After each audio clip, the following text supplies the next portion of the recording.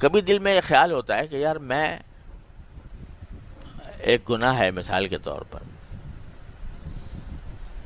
تو میں کوشش بھی کرتا ہوں، توبہ بھی کرتا ہوں، اور توبہ کے وقت میں دعا بھی مانگتا ہوں، یا اللہ آئندہ نہ ہو مجھ سے یہ حرکت۔ اس کے باوجود ہو جاتا ہے۔ تو جب میں نے اپنے اللہ کے سامنے گزارش کر دی، اللہ تعالیٰ سے میں نے مانگ لیا، پھر کیوں اللہ میاں مجھ سے، پھر کیوں اللہ میاں نے مجھے روکا نہیں اس سے؟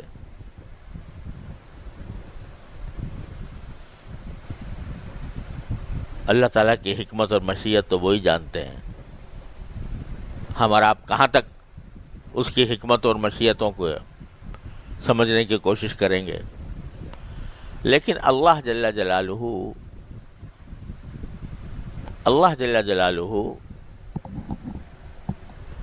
بندے کا گرنا پڑنا بھی ان کی مشیت میں ہوتا ہے بعض اوقات،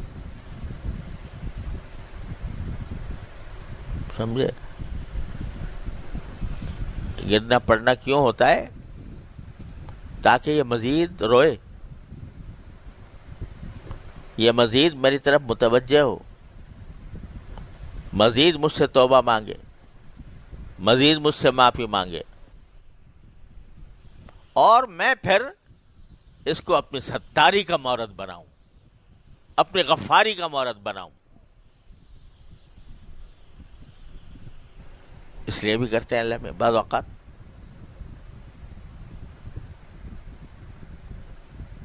اس لیے دیکھو، ایک اللہ تعالیٰ معاف کرے، ایک چیز ہوتی ہے استدراج، اللہ تعالیٰ ہر مسلمان کو اس سے محفوظ رکھے۔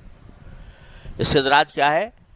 کہ آدمی گناہ میں مبتلا ہے، گناہ میں کیا جا رہا ہے،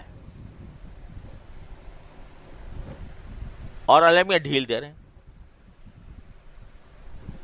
اچھا بھائی اور کر۔ تو اللہ بچائے، جو غفلت کے ساتھ ہوتا ہے یہ استدراج ہے، بڑی خطرناک چیز ہے۔ اللہ تعالیٰ ڈھیل دے رہا ہو کسی کو، اس کی علامت یہ ہے استدراج کی کہ ایسے آدمی کے دل میں فکر ہوتی ہی نہیں، اس کو نہ ندامت ہوتی ہے، نہ فکر ہوتی ہے کہ میں کیوں کر رہا ہوں، وہ تو سینہ تان کے کر رہا ہوتا ہے گناہ، الیاذ باللہ۔ وہ تو ہے بڑی خطرناک چیز۔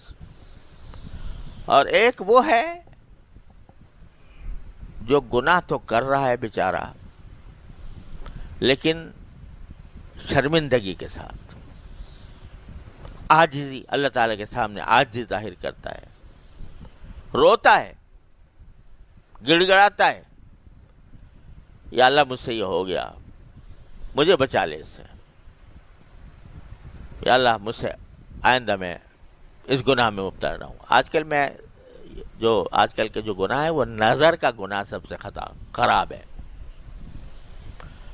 تو میں اس کی خاص طور پر، اور بھی غیبت سب پتہ نہیں کیا کیا ہم مبتلا رہتے ہیں جن گناہوں میں۔ اب ہم جیسے لوگ جن کا بہرحال کچھ نہ کچھ کسی بزرگ سے تعلق ہے، کسی کا پاس بیٹھنے کا موقع ملا ہے، کچھ دین کی تعلیم حاصل کی ہے، کچھ تعلیم دے رہے ہیں، تو ان سے یہ توقع تو مشکل ہے کہ وہ ان کو نماز چھوڑنے کا گناہ کریں گے، یا وہ معاذ اللہ شراب پی لیں گے۔ لیکن جو گناہ پھیلے ہوئے ہیں معاشرے کے اندر، اچھا خاصے پڑھے لکھے اہل علم کے اندر، نظر کا گناہ، کان کا گناہ، غیبت کا سننا، زبان کا گناہ کہ زبان بے تکان چل رہی ہے، یہ سوچے بغیر کہ میں سچ بول رہا ہوں یا جھوٹ بول رہا ہوں، میں مبالغہ اتنا کر رہا ہوں کہ وہ جھوٹ کی حد تک پہنچ رہا ہے، غیبت کر رہا ہوں کسی کی، کسی پر بہتان لگا رہا ہوں، کسی پر الزام لگا رہا ہوں، کسی کی دل آزاری کر رہا ہوں، یہ گناہ عام ہے ہم سب میں. تو پہلے تو اس کا احساس ہونا چاہیے کہ ایک گناہ ہے، اور احساس ہونے کے بعد شرمندگی ہونی چاہیے. غیبت کر لی اور شرمندگی کوئی نہیں، اللہ بچائے.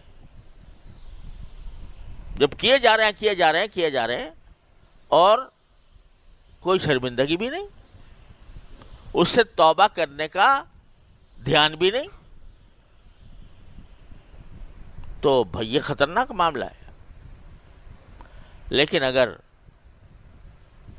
ہو گئی، مجلس میں بیٹھے تھے، وہاں پر کوئی کلمہ غیبت کا نکل گیا، بعد میں احساس ہوا کہ یا اللہ مجھ سے غلطی ہو گئی، توبہ کر لی. اب توبہ کرنے کے بعد پھر عہد بھی کر لیا، لیکن کسی وقت پھر مبتلا ہو گیا، بس فکر ہو اور پھر مبتلا ہو جائے، تو پھر اس کو گھبرانا نہیں چاہیے، مایوس نہیں ہونا چاہیے. اللہ تبارک و تعالیٰ کے سے پھر توبہ کی طرف متوجہ ہو. بازا ہرنچ ہستی بازا، گر کافر و گبر و بت پرستی بازا، این درگہ ماں درگہ نومیدی نیست، صد بار اگر توبہ شکستی بازا. 100 بار بھی توبہ توڑی ہو، آ جاؤ میرے پاس. تو جب بندہ میں یہ نہیں کہہ رہا کہ بھئی یہ کوئی اچھی بات ہے کہ ایک مرتبہ توبہ کرے اور آدمی پھر اس کو توڑے، نہیں، کوشش تو پوری کرنی ہے، لیکن کسی وقت نفس سے مجبور ہو کر، شیطان کے دھوکے میں آ کر مبتلا ہو گیا تو پھر مایوس نہ ہو، پھر لوٹ جائے اسی کی طرف. جب یہ عمل کرتا رہے گا تو کیا ہوگا؟ من تابا، تو کیا ہوگا؟